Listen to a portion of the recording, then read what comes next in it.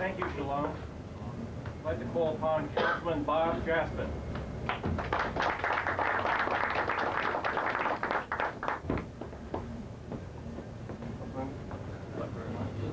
Councilman Jaspan is one of the Democratic candidates for mayor. I knew it was so hot in here, I would have brought some of my favorites.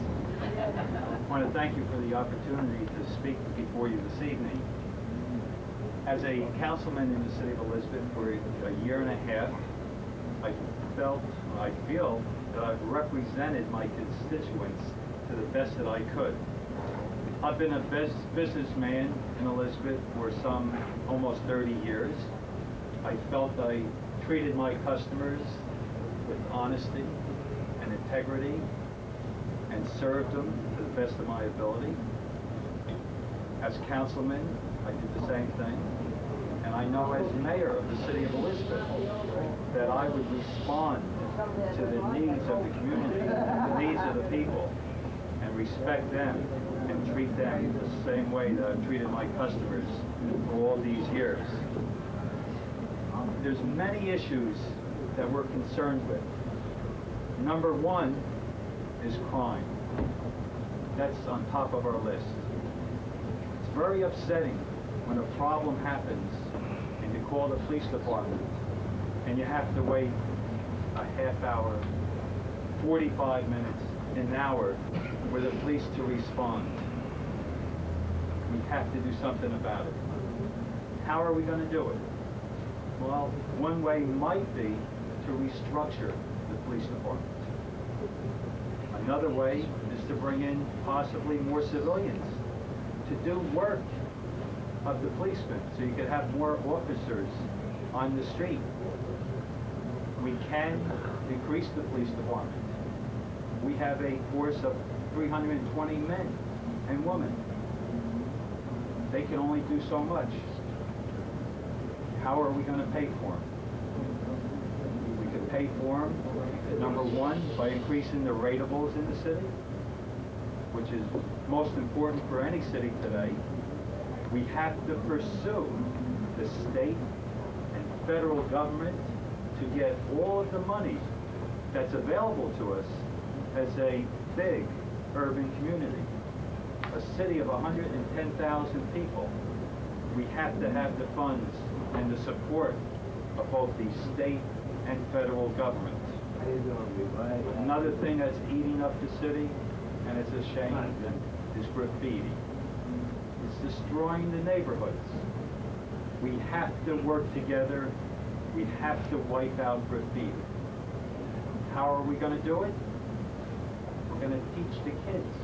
It's not for their best interest. It's taken away from the community. We have to work with the schools and the programs in the schools. And the kids have to bring it home to their parents. And working together, we're going to make Elizabeth a graffiti-free city. We're going to clean the streets. We're going to clean the neighborhoods. We want the community to get involved. The community to get involved. Sweeping the streets if we have to. Raking up the lawns. Have people give them pride in the houses. Whether they're property owners or tenants. We have to restore pride. Recycling is very important for the city. What the recycling program did for the city, and the recycling is only in operation for a couple of years, but it cut down on the amount of garbage that we have to dispose of. To recycle, it's very easy.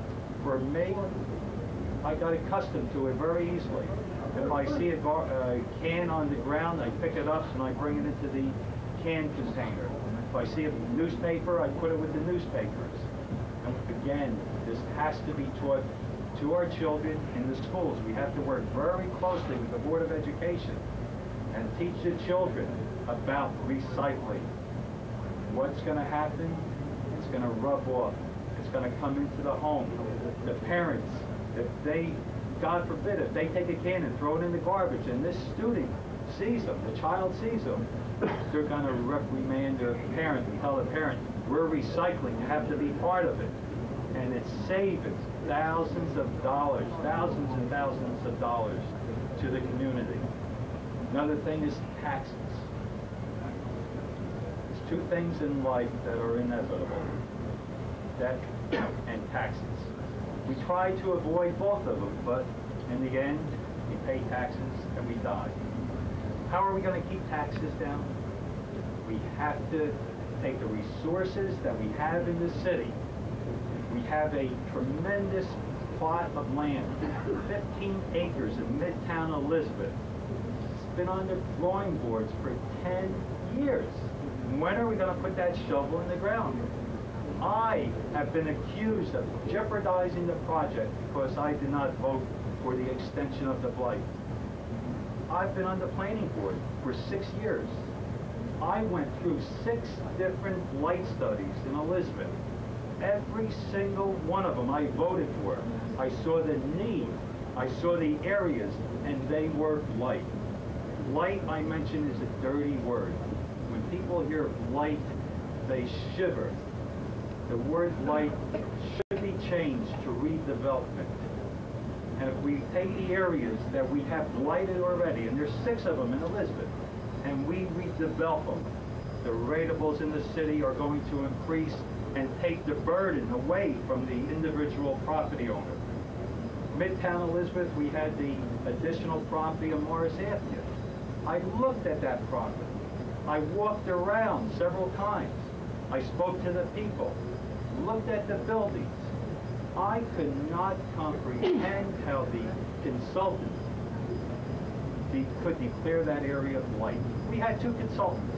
The planning board, which I was a member of, like I said, for 6 years, had our own consultant, and he said that the area, without question, now this is an expert, without question, said the area meets the criteria of blight.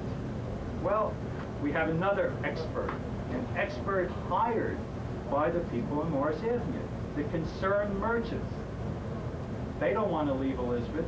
We shouldn't chase them out of Elizabeth. We should keep people, good people, in Elizabeth and let them expand their businesses.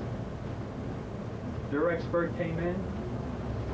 Absolutely not. It does not meet the criteria. Expert here, an expert here. Who are we on the planning board to believe? You have to use common sense.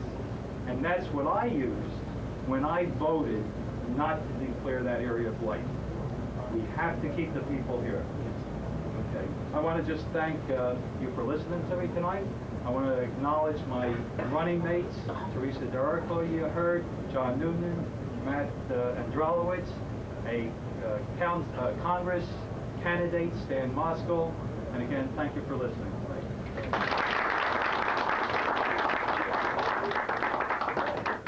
Is Mayor Dunn here? Mayor.